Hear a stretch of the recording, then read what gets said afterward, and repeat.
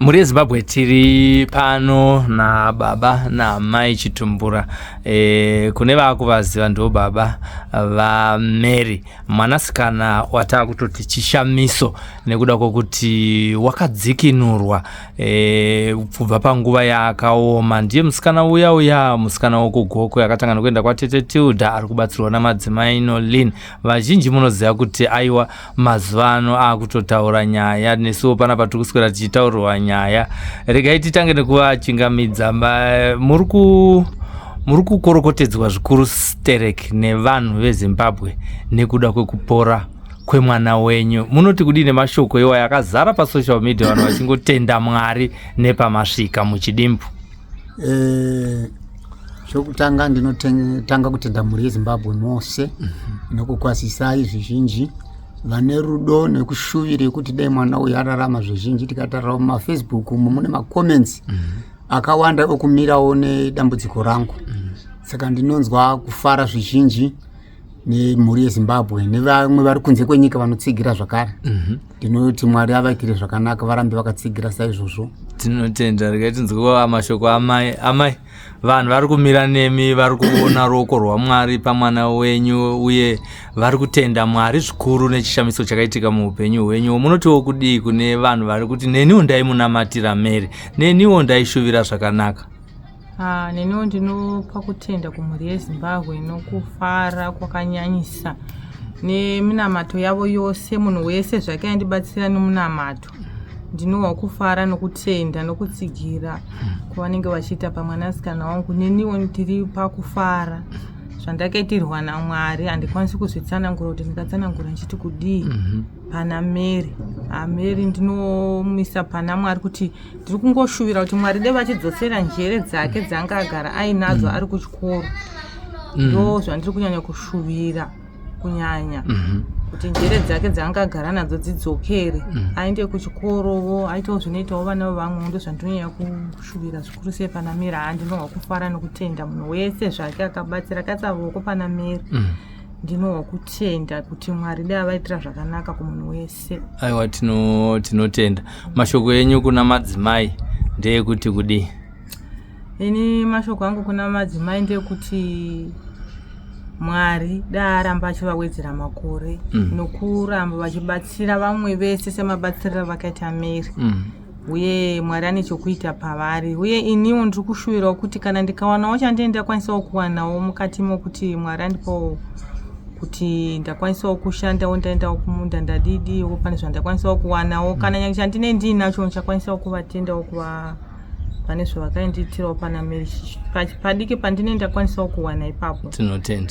Tinotenda. Baba muri kugokwe mukasiya Mary tinaye pano namai namadzimai. Makadzoka Mary akutaura nyaya, muri kunzwa sei? Chinhu chandakatanga kunzwa pafoni kuti Mary ava kugara, Mary ava kutaura, ava kudya ega. Saka ndokubva ndatozotsvaga mari kuti ndinorega ndinoona, ndisvike ndinoona mwana. Zvakaoma kudaro semunhu ndandishingova pamba ndiri ndega kudaro kuti ndiri kumhanzana nematare, ndiri kumhanzana nenguva yekurima. Saka ndakangosiya pamba ndikabva ndamhanya ndichisvika kuzoona mwana, asi ndakazogamuchirwa nemwana murodhi ndisati ndasvika. Aina mukoma Silai mumotikari achizogamuchira baba, akandigamuchira nomufaro zvandisina kuti ndingataurira ani kuti mufaro iwoyo nanhasi ndinawo, kuona mwana kuita achinja zvandakasiya ari. Saka ndinonzwa kutenda kuti hai kuonekwa kwaMwari kuchiri kubata pana madzimai. Kuti Mwari vanamatwe kuchiri kuonekwa pana madzimai. Tingarambe achivawedzera simba nemakore okuramba vachibatsira mhuri yeZimbabwe nepasi rose. Varwere vose vararame muzita raJesu pavari. Aiwa, tinotenda. Tobva tadzokera panyaya iyo. Regai ndimboenda kuna mai Mary tigodzoka tichitaura nenyaya yemafambiro amakaita kugokwe kune murume uya wakukutorerai pfuma yenyu, mozotipa update. Mary ari kufarira kutambisa foni. imimi ndikuona kuti ndima kutoitawo kunyengetedza kuti ndipowo foni ndimbotaura nehama. Zvakamira sei? Ari kuti ari kuda foni kamwana hanzi china Mary ari kuti ndiri kuda foni. Saka izvozvi nyange kuti nditaure nevanhu nyange kudini handisi kutokwanisa, inenge ichitori yake kana panenge achida kutotaura neni. Ndiye ndakatobata, anenge akatobata ndiye maoko kuti titaure mundipe. Saka panyaya dzefoni ndo panotova nehondohombe. Ndiri kuda foni. Achiko chine chiitwa pafoni ipapo? Ane pachitambiwa magemu. Iwo anenge achitambiwa magemu. Nekupai TikTok. TikTok achiona mavideo anenge achida ikoko. Alright. Saka ari kuita chikumbiro chokuti ndiri kuda yangu foni, icho kwadera. Kwai ndiri kutodawo yangu foni. Danzo wacho ndoda hombe. Kwai ndoda hombe.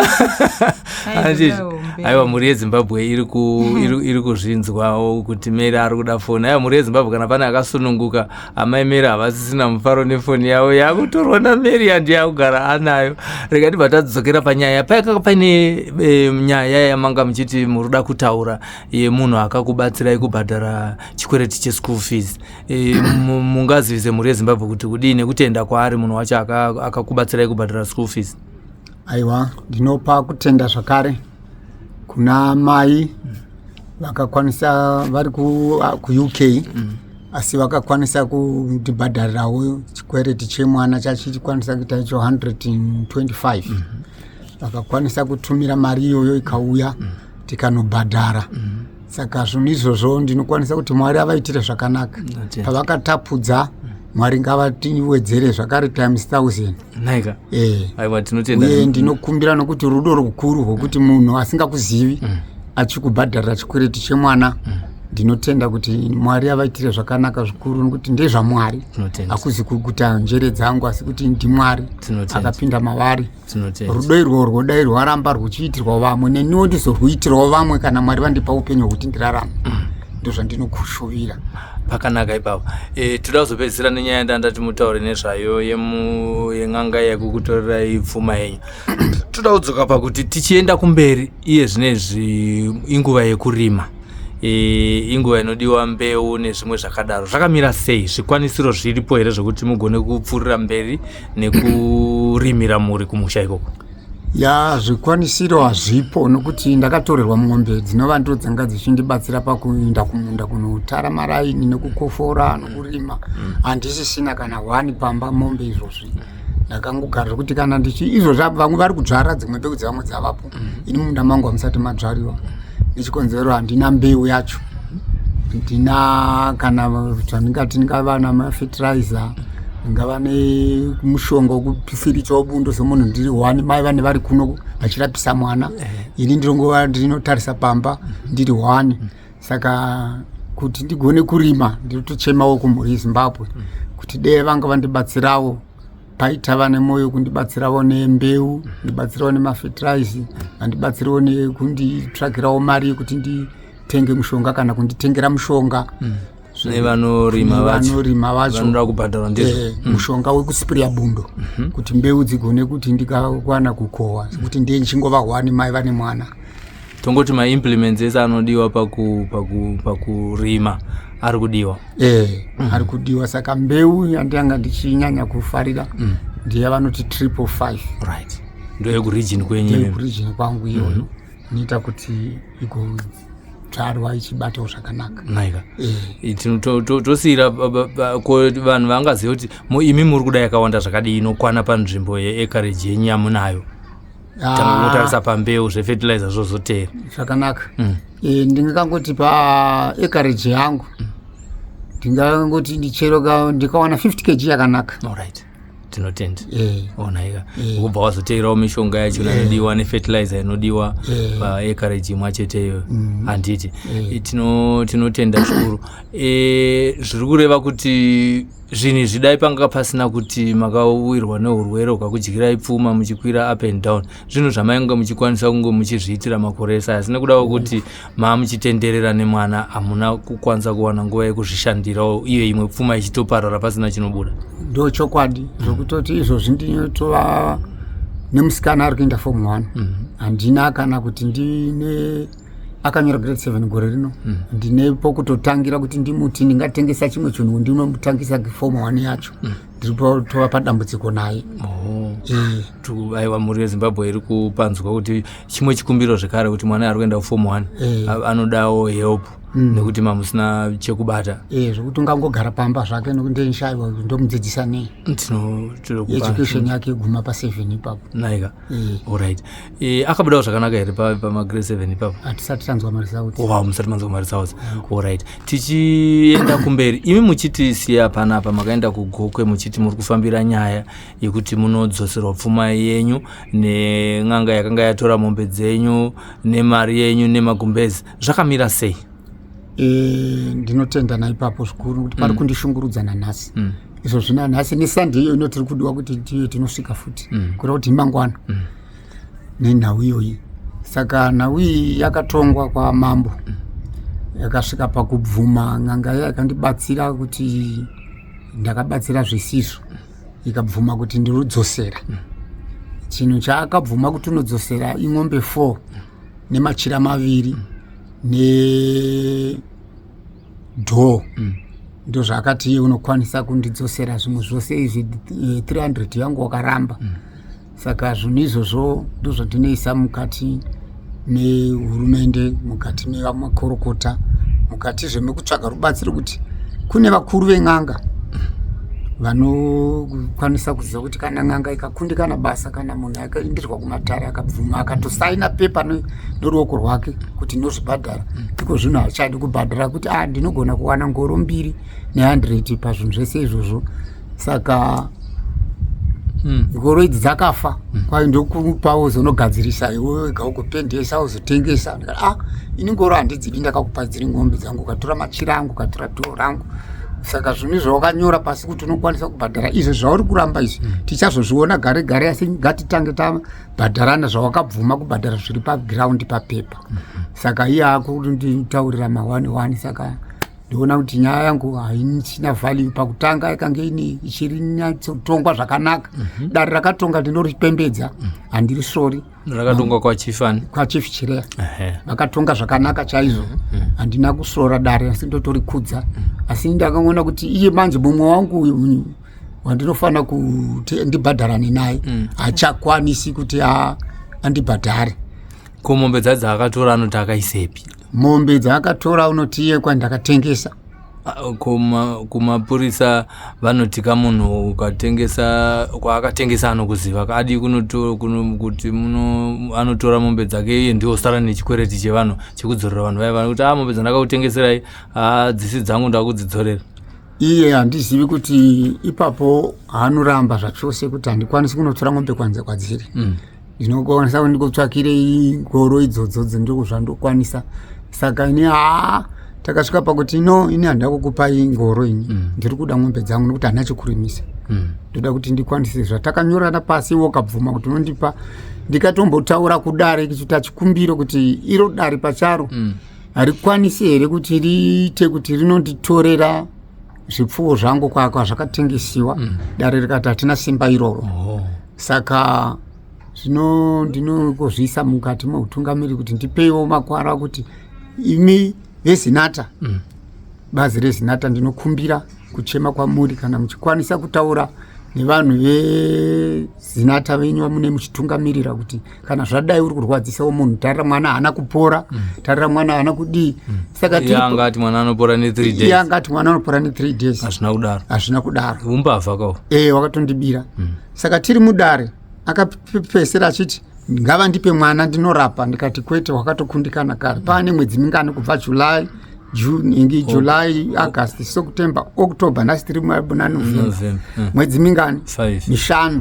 Uchikundikana nhasi ndopoti ndipe mwana ndirape. Ini mwana ndakatoendesa kushamba kune vamwe vari kundibatsira. Saka ndichiti ngandidzorere pfuma yangu ndigone kunobhadhara vanhu vari kundibatsira. Saka ndo chichemo chandinokwanisa kuti ndiise kuti ndinzwewo pamutemo kuti ivo kana vachikwanisa vandisitsire kuvakuru vemadzishe, vabvunze kuti kana munhu akatongwa nemadzishe akabvuma mhosva yake akasaina pepa unoitwa sei akuramba kubhadhara manje pamberi apo. Iwo mutongo unofanira kubvawo kudare ren'anga nedare revakuru vemadzishe kuti vatibatsire. Ivo vakuru vataure navachireya vakatonga nyaya kuti nyaya makatonga iyi maakupira simba nayo sei makamboitonga zvakanaka. Tinotenda. Ndatenda zvangu. Tikupanzwa rikaendende kuna amai Mary mune chishuviro chekuti Mary adzokere kuchikoro gore rinouya, tichingokurukurawo taitiwo iye senhangwe nekutaura kwake wachiti hadi kudzokera kugoko. Chichivo chenyu ndechekuti mwana agononga achienda kuchikoro kana even kunyange muno muHarare. Mungave neapiro here kuvanhu yekuti mwana agononga achidzokera kuchikoro achitsvagirwawo school fees achimbogara tomboti temporary tichigara naye isusu pano paSly Media TV, asi zvikwanisiro zvimwe zvingadiwa ndezvekuti tichinzwa kubva kune amai muridzi womunhu. Gore ratopera. Tiri kutarisa nekutenda Mwari kuti unenge wakukwanisa kufamba muna January. Anenge achingodawo mabhuku, mainfomu, masechi okuchikoro nemaschool fees achona anenge achidiwa. Asi kuno kwacho kwanogara nemwana chero neni ndotwa nehomework yakatokura chaiko zvokuti handisomboziva kuti zvinhu zvacho zvirongoramba zvichingonetsa nemashoko acho anongonetsa, vanhu vacho vanonge vachingoshupa pamba pacho hapatogariki. Iye mwana womukoma wavo vakatorera naye ng'ombe adzoka futi akatorerwa nen'anga uye adzoka zvaakuti anzizvoni baba ndovafanirwa kuti vandibhadhare ng'ombe idzodzo. Saka zvinhu zvacho zvonga zvinhu zvokungotsvaka kungourayisana chete. Saka inini pache zvangu inini kutoshaya kuti ndingaita zvipi. Kwachireya kwachona hakutombogariki, vanhu vachona vanhu vemishonga vemheni vega vega, saka nditoshaya kuti ndoita zvipi zvangu. Asi mungade here kuti vanhu mwana atsvagirwe chikoro kana kuti muno muHarare vanhu votanga kukubatsirai pachikoro chinyowani chaanenge awana? Vanhu vanoda kuzivawo pfungwa dzenyu. Inini pfungwa dzangu dzechingoti ini ndikangowanikwa zvangu pokugara panenge pari padhuze nechikoro zvinenge zvisina mboipa. Handidi. Aiwa, tinotenda. Pane mamashoko amungada kuwedzera here pakati penyu baba naamai tisati tapasa hurukuro? Baba vataura nenyaya yekurima, amai tsigiraiwo nyaya yembeu iyi kuti zvakamira sei, chikumbiro chenyu. Ana amai ndo vanonyanyonzikwa nemhuri yeZimbabwe. Nyaya yembeu inyaya yakatokosha. Izvi tachingoti inini kana mangotodzokerawo kutongodzvarawo chesadza ichocho aramudura patinenge tichidla ipapo, nokuti nyaya yembeu ndo nyaya yakatokosha. Mbeu hapana kuti tiwane kana kuti mbudzi yokutengesa chakuti tiwane mari yembeu hapana. Saka zvinhu zvacho zvakatongooma. Aiwa, tinonamata kuti mhuri yeZimbabwe iri kuzvinzwa. Mhuri yeZimbabwe ndivo baba naamai vaMary vaita chikumbiro kwamuri. Chekutanga ndechekuti sister Mary vari kuda foni, vari kukumbirawo foni kuti kana pana vanhu vakwanisa kuvatengerawo foni inokwanisa kuitawo magemu inoenda paWhatsApp, smartphone. Aiwa, vari kuida, anoda hombe chaiyo, ndo chikumbiro chavo. Nhasi hatisi kuvaburitsa zvidasi, aiwa vari kutaura ndo zvavanoda. Uye nechikumbiro chaitwa nemhuri chekuti muvabatsirewo pafertilizer nembeu nezvikwanisiro zvakafananawo nemishonga yesora nemariwo yekuti vagononge vachihaya vanhu kuti varimirwe mumunda mavo. Ndo chikumbiro chavainacho. Uye nekuti takatarisa mwana weform 1 ari kuenda kuform 1 wavainaye hapana zvikwanisiro. Tiri kutarisira kuti Mary gore rinouya muna January pamwe tinenge tamuwanirawo nzvimbo muno muHarare. In the meantime tinogona kumbogara nayewo achidzidza pazvikoro zvatingangotsvagawo kana kuti muno muHarare padhuze nepatiri kugara yezvinezvi navo, tichimirira kuti mhuri yeZimbabwe pana angazouya here akati aiwa inda kuda kutakura dambudziko iroro ndiriite rangu. Rangarirai kuti togara tichitaura kuti rwakakomborwa roko runopa pane rinogamuchira. Ndiyo nguva yatave yefestive season, inguva yekuratidza rudo kumhuri kunyange nevausina ukama navo. Tinopawo kutenda kune vakabhadhara school fees yakanga iri chikwereti chekuchikoro kwaidzidza Mary ari kuGokwe. Tinotenda zvikuru nekubatirana pamwe chete. Mhuri yeZimbabwe tosangana mune zvimwe zvirongwa. Stanton Sylvester tapfumana isimbi yebasa. Tatenda amai nababa.